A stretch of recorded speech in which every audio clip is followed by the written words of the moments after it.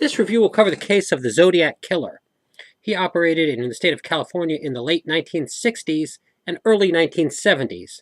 And this case is often described as the ace of cases. It's one of the most famous unsolved series of homicides in the United States.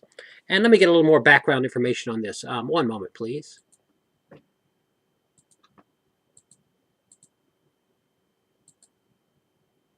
Minutes earlier, maybe we could have avoided this thing. The 40-year search for the Zodiac Killer remains a mystifying cold case. It's an amazing case, and it may never be solved.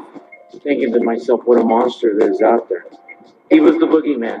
Now, true crime writer Aphrodite Jones reopens the case files and goes looking for new answers. So let me just ask you straight, are you the Zodiac Killer, or am I just imagining things?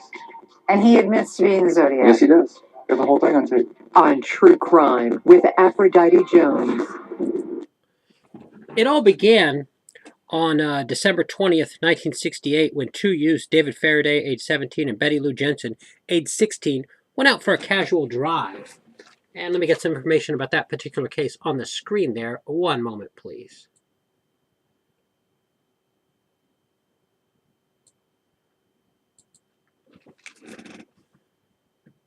December 20th, 1968. Two high school sweethearts are out for their first date. They are supposed to be heading to a Christmas concert in the center of town. Instead, David Faraday and Betty Lou Jensen make a detour and drive into the darkness. They are headed for an isolated local lover's lane. This is Betty Lou's first date ever. Though the road is just a few dozen miles from the urban centers of Oakland and San Francisco, it may as well be in the middle of nowhere. And this is At that particular crime scene, both were shot dead by the Zodiac Killer. An extensive investigation was done by the police, and they can never determine who the perpetrator was or why anybody would want them dead. And here's a little more information about that particular crime. Let me get that on the screen here. One moment, please.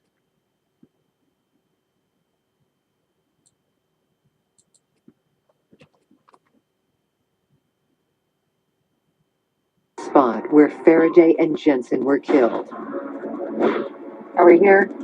Yeah, we are. It is a place he knows all too well. There's no streetlights here. There still isn't.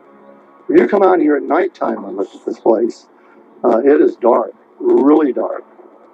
There was hardly anybody coming by here. If you had a car once an hour, that would probably be a lot. We had just passed here and there was no one here. You drove by, you would have seen a car there. Yeah, patrols would always look here because this was kind of known as the Lover's Point. And a lot of people didn't know this road. Right. So, you had to be somewhat familiar with this area. So does that lead you to believe that, at least, if nothing else, the Zodiac lived maybe in Vallejo? Oh, I think so. Now, he lived in the area, that's for sure. Oh, yeah, he knew the area.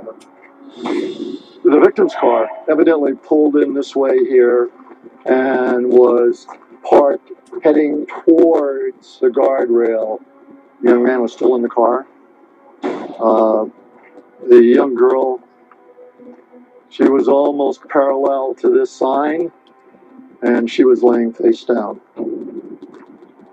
Until this day, I could still see the bodies laying here. It's something that was really traumatic for me. When it's that real, when you're here, Yeah. and those victims are here, and somebody's drawing chalk around them. You see that they're young kids, and you see the male in the car breathing, and you look at him, he's going to expire. His brain hasn't caught up with his. And that's a little more in-depth information of exactly what happened at the crime scene involving David Faraday and Betty Lou Jensen.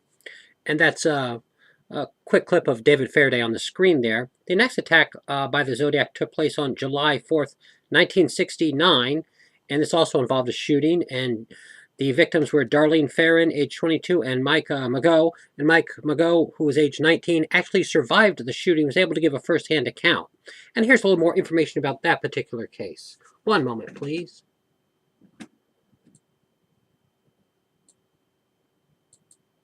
Day and Betty Lou Jensen were murdered on Lake Herman Road. Another young couple is on a secluded date in Blue Rock Springs Park when a man approaches and opens fire. But this time, the killer does something different. He drives a short distance away from the crime scene and calls 911. Operator Nancy Slover is on duty. I answered the phone as usual, Vallejo Police Department. The party on the other end said, I want to report a double murder. If you'll go on Columbus Parkway to the public park, you'll find the kids in a brown car. They were shot with a 9mm Ruger. And I also killed those kids last year. When he ended the call, he just said, goodbye. As you can see, after that particular shooting, he went to a payphone and called authorities and related what had happened, and he took responsibility for the shooting of the previous year of David Faraday and Betty Lou Jensen.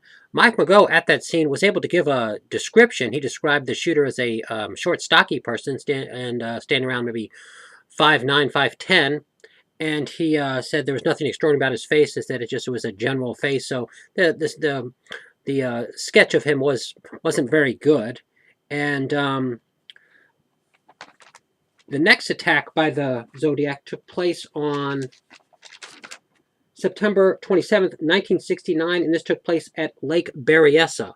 And two college kids were out having a casual picnic, Cecile Shepard and Brian Hartnell. And let me get some information about that on the screen here. One moment, please.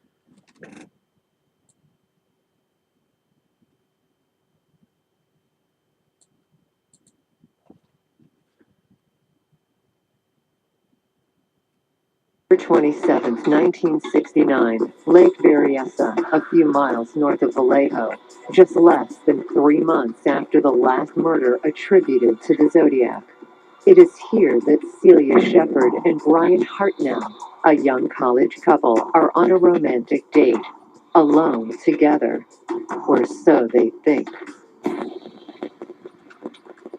When Cecilia sees a man hiding behind a nearby tree, Brian tells her not to worry.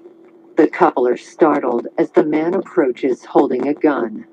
Sonoma County Sheriff's Deputy Ray Land was first on the scene. The guy told him to take the money. He said, I don't want it. He says, all I want to do is kill you people. At that particular scene, the two college-age youths were stabbed, and Cecilia Shepard died of her injuries, and Brian Hartnell actually survived. And here's him in a brief interview, giving a first-hand account of what happened at the scene.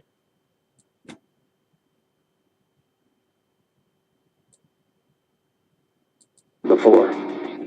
Much like the previous attack, the young man, Brian Hartnell, survives. The young woman, Cecilia Shepard, does not. Brian is interviewed in his hospital bed as he recovers from the attack. He gives an amazingly detailed description of the killer. He had this black hood on, just little slits in the eyes, and where, these clip-on glasses, they were clipped into those little loops. He said, well, what I need right now is to get you tied up. As soon as he got us, of course, Cecilia and I prayed that, that whatever the Lord wished, that it could be expedient, and that, we were, willing to do whatever he had in mind. Never one for a lack of showmanship, the Zodiac leaves another strange message. This time, it is on the door of Brian's car. And that's the message that the Zodiac wrote on the door of Brian Hartnell's car. I'm not sure you can see it in that particular screen, but it just takes credit for all the previous attacks that he's done. And he also phoned authorities and told them that he attacked at Lake Berryessa.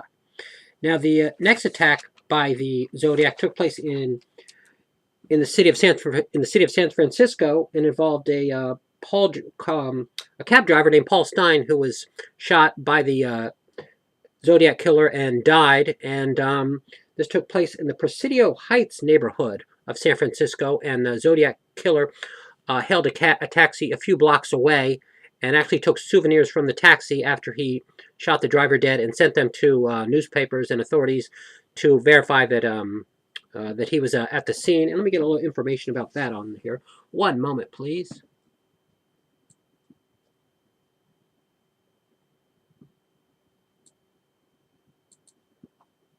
Somebody, because you don't know where to start. The trail of the Zodiac now crosses from the East Bay into the city of San Francisco. It is October 11th, 1969, the corner of Mason and Geary Streets. A man hails a taxi cab. He asked the driver to take him to Washington and Maple Streets in the Presidio Heights district of San Francisco.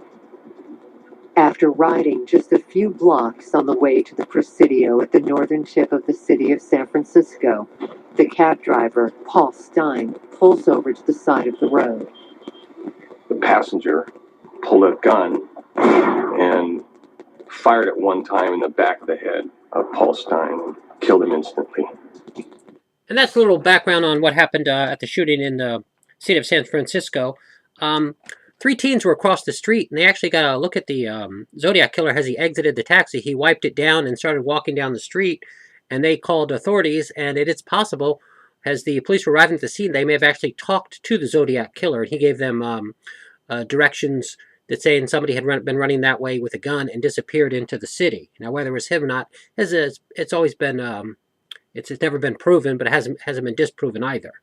And here's a little more information about the case here. Some final information. One moment, please.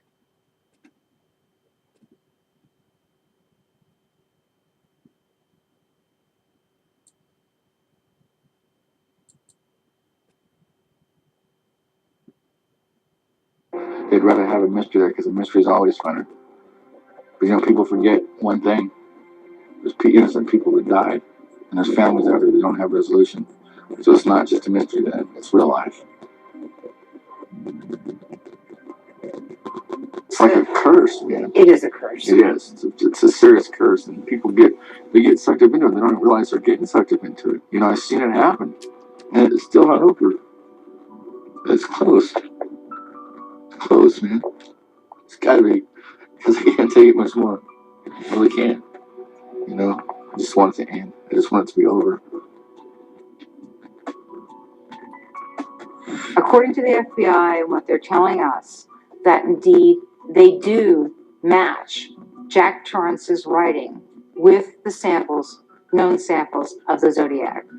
If in fact they're able to make that announcement conclusively, there will be justice and conclusion for the victims, and I think Dennis Kaufman will finally be able to put his head on the pillow at night and rest, because this man has no peace.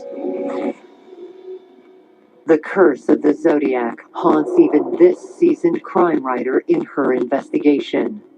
Do people like Dennis Kaufman and Annette Bardo hold the key to bringing about justice to the families victimized by this serial killer? Anyway. And that's a little more information, and that person on the screen there a moment ago was Dennis Kaufman, and he is related that his stepdad, Jack Torrance, was the Zodiac killer. And that's being looked into currently by authorities, and to date, no one has ever been arrested for being the Zodiac killer, and he's suspected in a few other cases as well, but they can't directly connect him to it. It hasn't been proven yet. Let's see, I guess that should do it. Hopefully everything uploaded, and you're able to get a quick review of the case. If you've heard about this before, it's a quick flashback, and if not, hopefully you found this informative. And let me get a final screen on there.